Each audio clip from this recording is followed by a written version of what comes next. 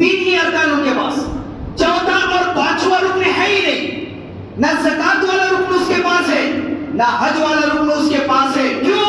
اس لیے کیونکہ دنیا میں رہتے ہوئے کمایا نہیں، دنیا میں رہتے ہوئے جمع نہیں کیا کہ اس جمع کے ذریعے سے اللہ کے راستے میں کچھ خرچ کروں گا۔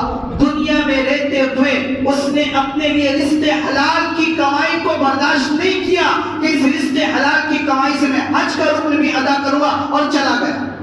اب آپ کو ایک اندر کی بات بتلاتا ہوں، تعجب کریں گے۔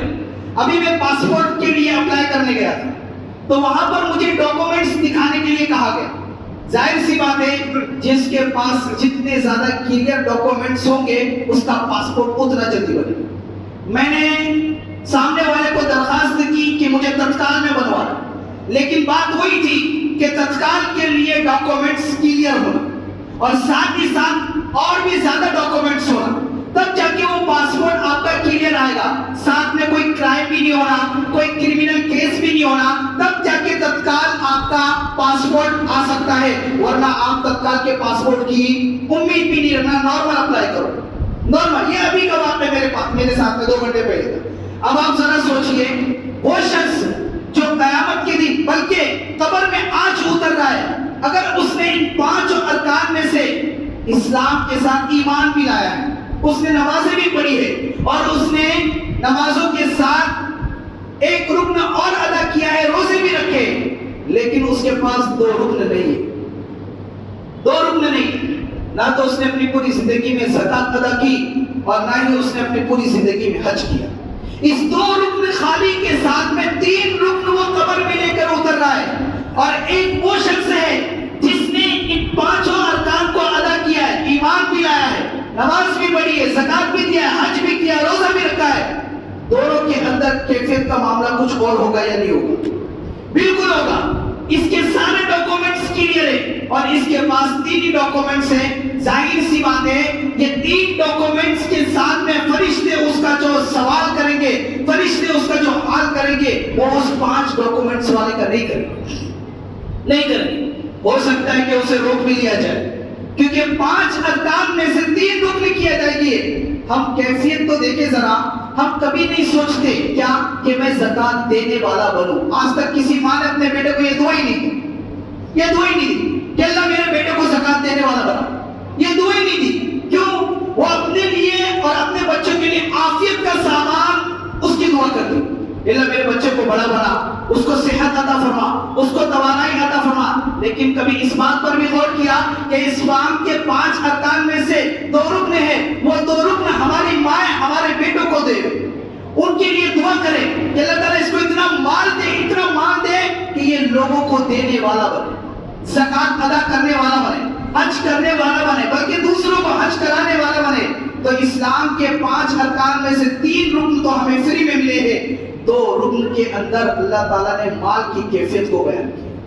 پتہ یہ چلا، غور کیجئے کہ شریعت اسلام کے 5 ارکان میں 2 رکن کو مال کے ذریعے سے بیان کر کے یہ کہنا چاہ رہی ہے کہ اے مومنوں، اے مسلمانوں، ان 5 اسلام کے ارکان کو اپناؤ اور اپنی حیثیت مالدار والی بناؤ، اپنی حیثیت مالدار والی بناؤ۔ اور آج مسئلہ یہ، کہیں بھی چلے جاؤ، کیسے بھی چلے جاؤ، محلے علاقے میں دیکھو تو سب سے غریب اگر کوئی نچلے درجے کا نظر آتا ہے تو وہ مسلمان نظر آتا ہے۔ کیوں؟ کوئی تجارت نہیں، مال کی اس نے فکر نہیں کی۔ یہ میں عجیب بات بیان کر رہا ہوں، کیا کہ ہم اپنے مالوں کی فکر نہیں کر رہے، مال کمانا ہے تجارت کے ذریعے سے۔ آقا کریم علیہ الصلوۃ والتسلیم ارشاد فرماتے ہیں بعثت معلما، کہ مجھے معلم بنا کر بھیجا گیا ہے، مجھے استاذ بنا کر بھیجا گیا ہے، مجھے دنیا کو سکھانے والا بنا کر بھیجا ہے۔ لیکن تاریخ کیا ہو رہا اس بات پر آج بھی گواہی دے رہے کہ حضور علیہ الصلوۃ والتسلیم نے اپنی استاذیت سے، اپنی معلمیت سے کبھی 1 روپیہ نہیں کمایا، 1 روپیہ نہیں کمایا۔ جب بھی کمایا نبی علیہ السلام نے تجارت کے ذریعے سے بنایا، تجارت کے ذریعے سے پیسہ کمایا، تجارت کے ذریعے سے حضور علیہ الصلوۃ والتسلیم نے لوگوں کو زکات دینے والا بنایا۔ تو پتہ یہ چلا کہ اسلام کے جہاں 5 ارکان ہیں اس میں سے 2 رکن آپ سب کو اس بات کی دعوت دے رہے کہ آپ اپنا بینک بیلنس بڑھاؤ، بڑھاؤ۔ جب بڑھے گا تو ظاہر سی بات ہے تو اللہ کے آپ اس وعدے کو پورا کر سکو گے۔ اللہ خود فرماتا ہے مَن يُقْرِضُ اللَّهَ قَرْضًا حَسَنًا، چھوٹے موٹے کو قرض دینے کی بات نہیں ہو رہی، ڈائریکٹ اللہ کہہ رہا ہے مَن يُقْرِضُ اللَّهَ قَرْضًا حَسَنًا، کون ہے جو اللہ کو قرض دے گا، کون ہے جو اللہ کے راستے میں خرچ کرے گا؟ ظاہر سی بات ہے خرچ وہی کرے گا، اور خرچ وہی کرے گا جس کے پاس مال ہوگا، اور مال بڑھتا ہے میرے دوستو یاد رکھو تجارت کے ذریعے سے۔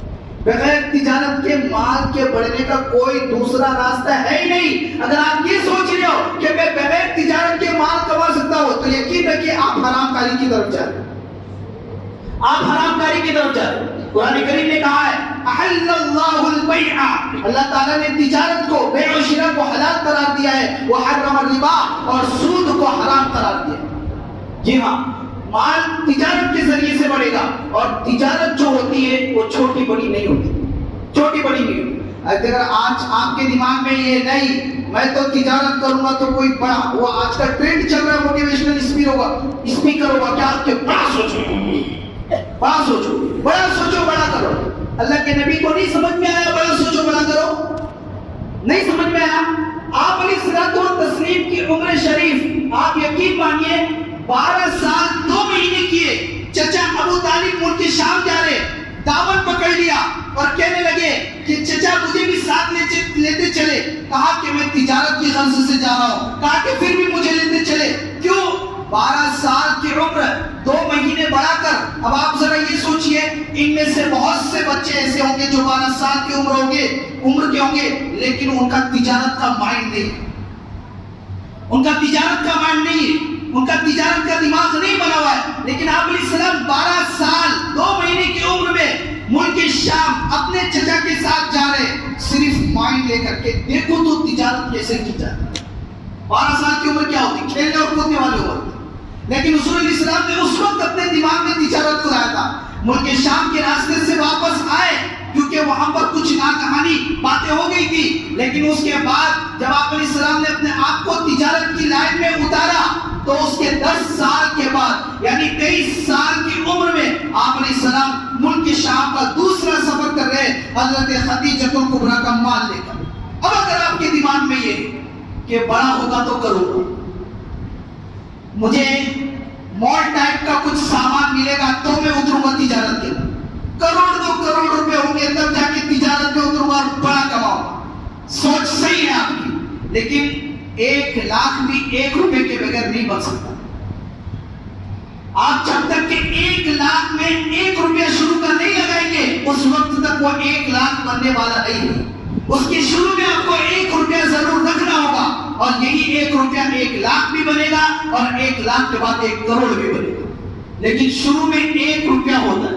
تو آپ علیہ السلام نے 22 سال کی عمر میں، اب آپ یہاں دیکھیے حضرت خدیجہ کا مال لے کے جا رہے ہیں، کسی دوسرے کا نہیں، حضرت اما خدیجہ کا مال لے کے جا رہے ہیں۔ پتہ یہ چلا اگر آپ کے پاس مال نہیں ہے تو آپ دوسرے کا مال لے کر تجارت کرو، دوسرے کا مال لے کر تجارت کرو۔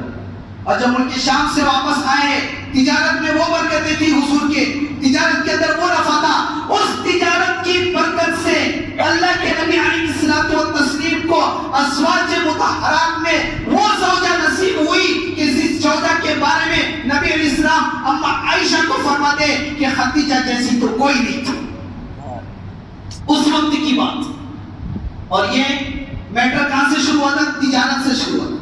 حضرت خدیجہ نے جب آپ علیہ السلام کی برکتیں دیکھی، تجارت میں ایمانداری، نفع، صادق امین، یہ صفتیں حضور میں دیکھی تو نکاح کا پیغام بھیجا۔ اب آپ یقین مانیے 40 سال کی بیوہ عورت 25 سال کے نوجوان سے نکاح کر رہی ہے، 40 سال کی بیوہ عورت 25 سال کے نوجوان سے نکاح کری ہے، اور حضور نے اس نکاح کو قبول بھی فرمایا۔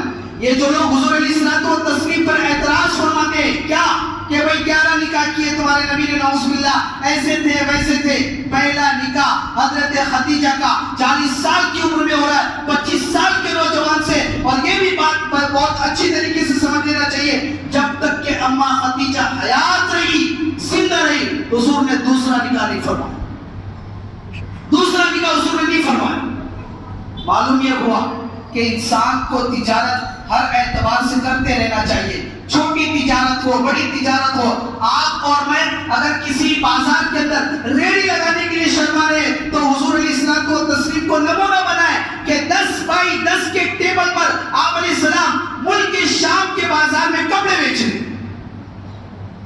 10 بائی 10 کے ٹیبل پہ۔ کون سی بڑی تجارت تھی، کون سا بڑا مال تھا، کون سی بڑی شاپ تھی، لیکن وہ 10 بائی 10 کے ٹیبل پر آپ علیہ السلام نے کپڑوں کی تجارت فرمائی ہے۔ وہ شخصیت جس کے لیے احد پہاڑ یہ کہتا ہے یا رسول اللہ حکم فرمائے تو میں سونا بننے کے لیے تیار ہوں۔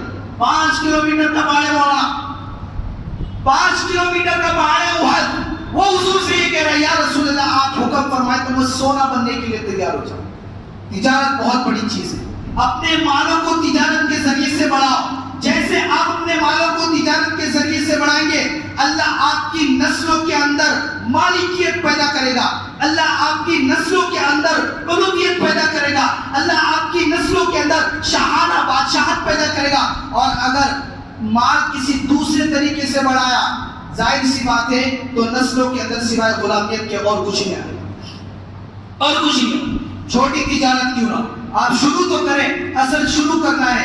جب آپ شروع کریں گے خود بخود اللہ راستے ہموار کرتا چلا جاتا ہے۔ ایک صحابی کا واقعہ کہہ کر اپنی بات ختم کرتا ہوں۔ حضرت عبد الرحمن بن عوف ہجرت کر کے مدینہ تشریف لائے، اور اس کے بعد جب حضرت عبد الرحمن بن عوف کو نبی علیہ السلام نے دیکھا، یہ تو عبد الرحمن بن عوف مکے کا سب سے مالدار صحابی، عبد الرحمن بن عوف سب سے مالدار صحابی، لیکن جب کفار نے ان کو ستایا، مشرکین نے ان کو تکالیف اور اذیت دی، اپنا سارا سامان چھوڑ کر حضور کے در میں مدینہ آ گئے۔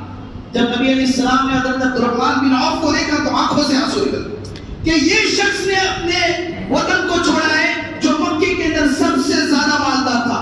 اس کی تجارت کا یہ عروج، اس کی تجارت کا یہ عالم تھا کہ لوگ دن رات اس کے صرف آنے والے نقد کو گنتے تھے۔ کچھ ایسے بھی لوگ تھے کہ عبد الرحمن بن عوف نے صرف نفع کا سامان کچھ لوگوں کو دن رات گننے کے لیے لگایا، اس کو تنخواہ دیتے۔ اتنا مالدار صحابی ہجرت کر کے اپنی فقیریت کو لے کر مدینہ صرف ایمان کی بنیاد پر آ رہے۔ عبد الرحمن بن عوف کو حضور نے دیکھا، ویلکم کیا، مرحبا بعبد الرحمن، عبد الرحمن آپ کا استقبال ہو، گلے لگایا، اور اس کے بعد مدینے کے جو سب سے مالدار صحابی تھے ان کو بلایا، اور بلانے کے بعد کہا کہ دیکھو یہ عبد الرحمن ہے، مکے میں بڑے تاجر تھے، بہت عروج پر تھے، اور ایسی ایسی کی پراپرٹیاں تھی، لیکن مکے والوں نے ان کے ساتھ میں دغا کیا، دھوکہ کیا، تکالیف اذیت دی۔ اب یہ مدینہ ہمارے درمیان میں ہجرت کر کے رہنے آئے، آپ مدینے کے سب سے مالدار صحابی ہیں، عبد الرحمن بن عوف کو کچھ ہدیہ کرو تاکہ عبد الرحمن بن عوف بے سہارا نہ رہے۔ عبد الرحمن بن عوف کا آپ جواب دیکھیں، وہ بولتے نا بزنس مین کا جو مائنڈ ہوتا ہے نا، ہر جگہ وہ بزنس کی سوچتا ہے، ہر جگہ وہ بزنس کی سوچتا ہے۔ تو عبد الرحمن بن عوف نبی علیہ السلام نے جب فلاں صحابی کو کہا کہ آپ اپنی پراپرٹی کا کچھ حصہ عبد الرحمن کو دو، تو صحابی فرمانے لگے یا رسول اللہ آپ کہیں اور میں نہ کروں، یہ میری اتنی پراپرٹی، اس کا آدھا حصہ میں عبد الرحمن بن عوف کے نام کرتا ہوں۔ ہے ہم میں سے کوئی آج ایسا بتاؤ کہ جو یعنی قرآن کی آیتیں پیش کر لو، احادیث پیش کر لو، کچھ بھی کر لو، نہیں دینا ہے تو نہیں دینا ہے۔ کچھ تو اتنے بخیل، اتنے کنجوس ہوتے ہیں، بیمار ہو جائے اپنا بخار بھی نہیں دیں گے، اپنا بخار بھی پلٹ کے نہیں دیں گے۔ کیوں؟ ڈاکو قسم کے لوگ ہوتے ہیں، دوسروں کی زمینیں ہڑپ کر کر، بہنوں کا حصہ نچوڑ کر، اور اپنے معاشرے کے اندر اپنی ایک امیج بنائیں گے کیا کہ میرے پاس اتنا پیسہ، اتنا پیسہ۔ آج کل پیسہ دو ہی لوگوں کے پاس آ رہا ہے، یا تو باپو کے پاس یا تو ڈاکو کے پاس، یا تو باپو ہوگا جھوٹا یا پھر ڈاکو ہوگا، چھین چھین کے نوچ نوچ کے لیمبو کی طرح نچوڑ نچوڑ کے پیسے کما رہے۔ لا حول ولا قوت الا باللہ۔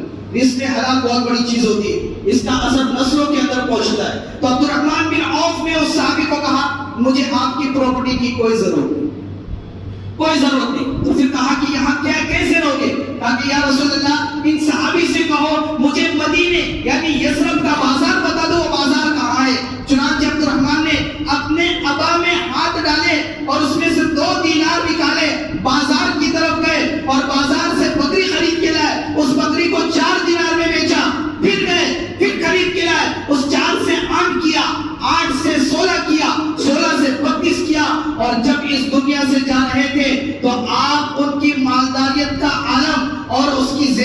طور پہ لگائیے کہ 3 بیویاں تھیں حضرت عبد الرحمن بن عوف کی، ایک بیوی کو اتنا مال حضرت عبد الرحمن بن عوف دے کے گئے، پورے ہندوستان میں اتنا مال دیا۔ شروعات کہاں سے کی تھی؟ پورے محنتے تھے، مدینہ تشریف میں کچھ بھی نہیں تھا، جیب سے 2 دینار نکال کے دکھائے تھے، وہ 2 دینار سے اتنا مال جمع کیا عبد الرحمن بن عوف نے تجارت کے ذریعے سے، اتنا مال جمع کیا۔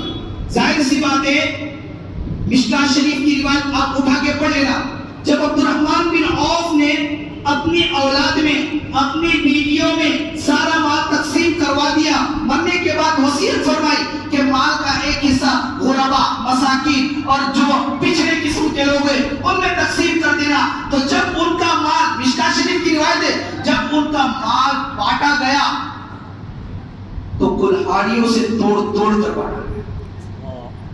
کلہاڑی، یہ ہم دیکھتے ہیں اینگل لگے ہوتے ہیں اس پلر کے اندر، جو موٹے موٹے سلیے آتے تاکہ اس کی ساخت اور برداشت مضبوط رہے، یہ لوہے نکلے۔ عبد الرحمن بن عوف کے پاس ایسے ایسے موٹے موٹے اینگل سونے کے تھے، سونے کے۔ راوی لکھتے ہیں مشکاۃ شریف کے اندر، جب ان کے مال کو کاٹا گیا تو رات میں کاٹنے والوں کے ہاتھوں میں چھالے آ گئے، کاٹ کاٹ کر پھر بھی مال تقسیم نہیں ہوا۔ 2 دینار میرے دوست، 2 دینار۔ ابتدا کرنے کی ضرورت ہے، بس آپ تجارت میں اتریے، چاہے ایک چھوٹی سی ریڑھی سے ذریعے کیوں نہ۔ اور اگر کوئی یہ کہتا ہے کیا بھائی دنیا داری میں لگ گئے، ایک جب دیکھو دنیا داری دنیا داری، ایک آدمی صبح سے لے کر شام تک اپنے بیوی بچے کے لیے اگر دھوپ میں کڑی محنت کرتا ہے صرف اس وجہ سے کہ اس کو رزق حلال ملے۔ سنن دارمی کی روایت ہے، اللہ کے نبی علیہ السلام فرماتے ہیں وہ دنیا داری نہیں، وہ اصل دین داری ہے کہ وہ رزق حلال کما رہا ہے، اور اس کی برکت سے کل قیامت کے دن سنن دارمی میں اللہ تعالیٰ اس کا حشر نبیوں کے ساتھ کرے گا، نبیوں کے ساتھ کرے گا۔ بس ضرورت اس بات کی ہے کہ تجارت شروع کی جائے۔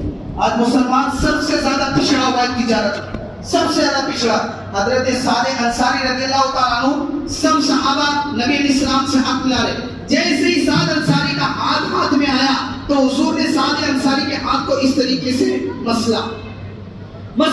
مسلنے کے بعد یہ کہا کہ سعد انصاری تمہارے ہاتھ تو بہت خوردور ہیں، بہت خوردور ہیں، کیا کرتے ہو ایسا؟ کہا کہ یا رسول اللہ آپ یقین مانیے صبح سے لے کر شام تک کے لکڑیاں کاٹتا ہوں صرف اس وجہ سے کہ رزق حلال کماؤ، پھر اس کو لے جا کر بازار میں تجارت کرتا ہوں، اور جب موقع ملتا ہے آپ کی مجلس میں آ کر بیٹھ جاتا ہوں۔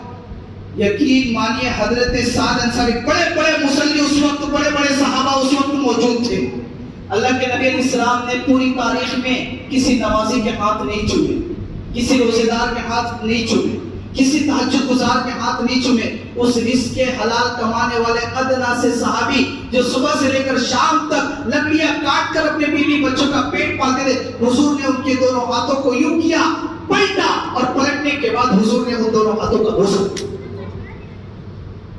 تجارت کی دنیا آپ اتریے، اللہ آپ کے رزق میں انشاءاللہ وہ برکتیں دے گا، وہ برکتیں دے گا کہ اس برکت کے ذریعے سے آگے آنے والی نسلیں آپ کی راج کریں۔ اللہ پاک کہنے سننے سے زیادہ عمل کی توفیق عطا فرمائے، اور تجارت کے جو اصول ہیں حلال طریقے کے، ان حلال طریقوں کو سمجھنے اور اس کو سیکھ کر رزق کمانے کی توفیق عطا فرمائے۔ زندگی باقی تو بات باقی ہو۔